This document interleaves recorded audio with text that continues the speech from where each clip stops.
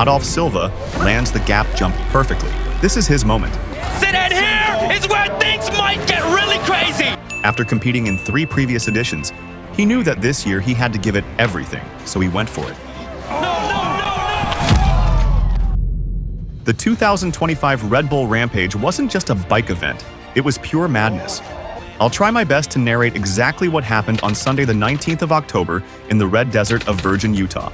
During the week, Zion National Park was hit by a thunderstorm that left the desert soaked. The event got postponed by 24 hours. The hype was high, and the event sure delivered. The veteran Cameron Zink, with 2 Rampage wins in the books, one in 2010 and one in 2023, dropped first, setting the bar really high. He started his run with the Heart, a 22-foot drop that launches the rider into a near vertical chute with many smaller drops. A backflip, neck, this run is packed already. Cammy's looking on point. After a technical canyon gap, he sent a 360 from a massive drop. It's rowdy, but he lands it. His signature move. Zink scored 87 points. At 39 years of age, he's still in the game. This is where things started to go wrong. Bienvenido Aguado Alba had to redeem himself from the massive crash of the previous year. To do that, he built a gnarly line. He was the first rider to hit the Goblin, a crazy narrow ridge that ends with a big drop.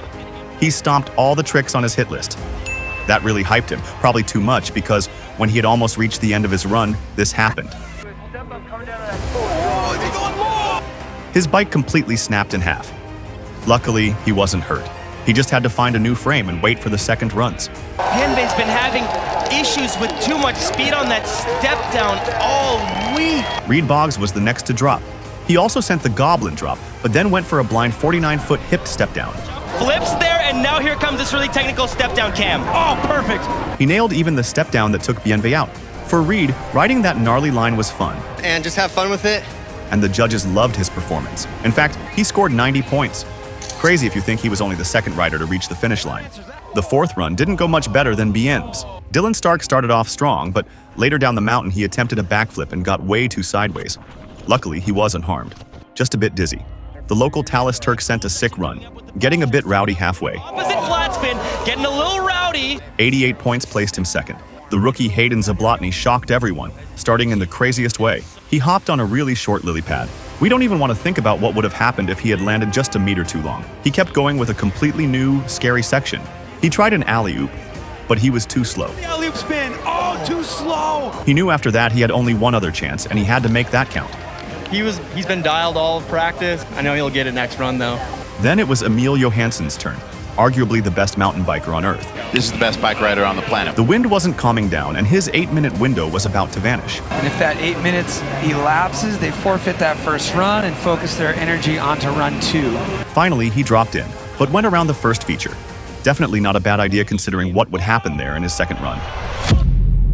He sent a big 541 foot into a massive 360. He was stoked on his run. To stomp the run that I'm stoked on, it feels unreal. But not on the score the judges gave him. He knew he had to go wild in his second run. The rookie Thomas Lemoyne rode a line that no one else was riding. On the Goblin, he didn't drop down the main cliff, but jumped off the side with an even sketchier drop. I can't believe the control. Then he sent a sick tuck no-hander on a canyon gap. Lemoyne finished off the run with spins on both axes. A crazy run for a rookie. His reaction to the score was priceless. 93.66, putting you into first place for now. Just after that, it was time for the local 18-year-old Finley Kirshenman. Also check the fit. The youngling has come here to say, this is how we look in 2025. Low-key the most stylish rider. His trick choice was exotic, to say the least. Unfortunately, he crashed on the so-called school bus, over-rotating a 720 and losing a shoe.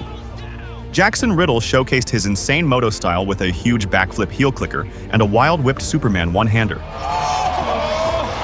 He lost some points because he slipped on a flat corner and scored exactly what he had on his shirt, 84. Luke Whitlock, after hitting the Goblin, sent a technical 360 and crashed. The impact was brutal, but nothing compared to what would happen a few minutes later. He managed to get to the bottom anyway. Only the first 10 runs had gone by, and already 5 crashes had happened. A 50-50 survival rate is crazy. I genuinely have no idea what made most riders go insane at the 2025 Red Bull Rampage. I've been following the event for a few years now, but this edition was just different. The British rider Tom Eisted left everyone speechless, sending a barrel roll off a shark fin. After getting rowdy and bouncing offline, I think he's completely offline. Tom managed to land a perfect cash roll.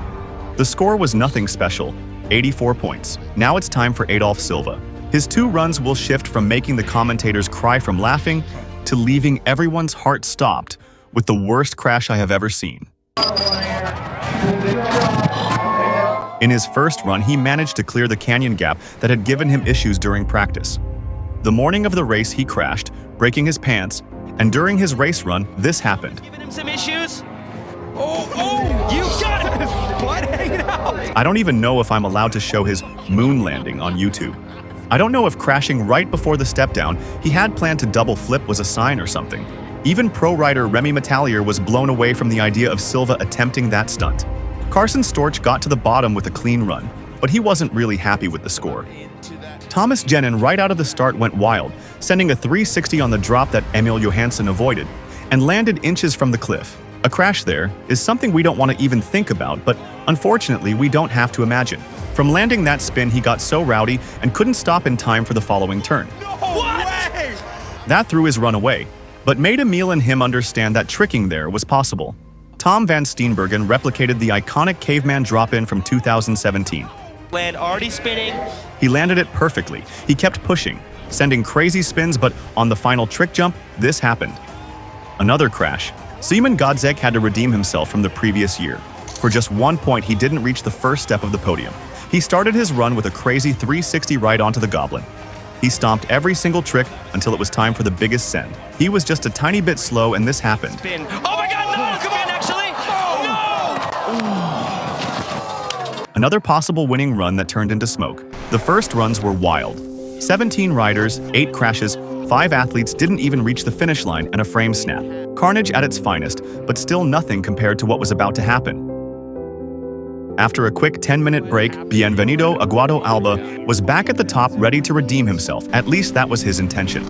After landing perfectly a few tricks while he was approaching his smallest drop, he had issues with his pants, and that led to another heavy impact. But unfortunately, 9 crashes apparently weren't enough. Dylan Stark, after his crash, decided to not attempt a second run. That meant that it was time for the rookie, Hayden Zablotny. The Canadian sent again his wild drop-in line. Long onto the lily. After that, he kept pushing. Spins down, slowing down. Come on! Yeah! He pulled for that so early, Cam. That was crazy. With an incredible run, he secured the second highest score ever in Rampage history. 96.00. How's the tummy feel now? Everyone was happy for the rookie Zablotny, but unfortunately, that wholesome moment didn't last long. The next rider to drop was the Spanish rider Adolf Silva. There are some whispers of some pretty loco moves coming up. He really wanted a podium and was ready to give it everything, literally. Gets the Superman even better than run 1. One of the most incredibly determined athletes I've ever seen in my life. Gets it, and here is where things might get really crazy. No. The world went silent. Adolf was immediately rushed to St. George's Hospital by helicopter. On Tuesday, he broke the silence, announcing that he had a lower back injury. I was about to publish the video when a fundraising page was created. On it, we can read, "The impact left him with a serious spinal injury. Right now, Adolf has no sensation from the chest down. It's simply too early for anyone to know what the future holds. Only time, healing, and his body's own signals will tell. What hasn't changed is his spirit." If you'd like to donate, I'll leave the link in the description. It's a non-profit fundraiser that I have no affiliation with. I'm just trying to do the right thing. Almost an hour later, the riders decided to keep the competition going. Luke Whitlock opted to get to the bottom with an easy run. But even that at Rampage isn't that easy. Finley Kirschenman was next. With a hole in his slip-on shoe, he stomped all of his tricks. He survived even the 50-foot school bus, the jump that earlier made him crash. He scored almost 86 points, not bad for a rookie. Thomas Jennen had to send every single trick again, and it was definitely worth it. After 3 fifth places, he finally managed to step onto the podium thanks to a 94. Tom van Steenbergen started again with the iconic caveman, then proceeded to nail all the other tricks, including the cork 720 at the bottom. 2 absolute bangers of runs one after the other. The judges gave him an exact 94, just 0.35 from the second place. As Whitlock, Jackson Riddle decided to chill a bit, but still sent a sick run. Tom Eisted sent another banger, landing again perfectly off the shark fin. He managed to stay on line and stomped the cash roll again. The score barely increased, creating some controversies in the comments, but at this point it's a tradition at Red Bull Rampage. After that, another brutal crash happened. Emil Johansson really wanted to increase his score, so he did this. So easing in. No! That was an opposite tilt. Oh my God. He stops before the big cliff. He thankfully stopped right on the edge of the cliff. The medics had to use ropes to reach him. His hip was dislocated due to the heavy pain he couldn't move. He also needed to be rushed to the hospital by helicopter. The following day, he got surgery, and as of today, he is recovering in a hospital. Emil's and Adolf's crash made the world realize the danger behind the glory at Red Bull Rampage. The competition went again on hold, and after about an hour, Cameron Zink dropped. He also landed perfectly all his tricks, but on the last jump, this happened. The only important thing is that he was fine. The rookie Zablotny had almost done it. Only one more rider had to drop. The wind got stronger, and Reed Boggs said this. Pablo, enjoy that first place, buddy. I'm not risking it with this wind. I'm too exposed up here. With that, Hayden Zablotny won with the second highest score ever, and being the second athlete after Brandon Semenuk to win Rampage as a first-timer. Jackson Riddle won the GoPro Best Moment and the Best Trick. Adolf Silva won the Toughness Award, and Aiden Parrish, after breaking his femur in practice, won the Magaza Spirit Award. The 2025 Red Bull Rampage was indeed the most brutal bike event ever. Countless crashes and 2 heli rides. Congrats to Hayden Zablotny, and get well wishes to Adolf and Emil. Thanks for watching till the end.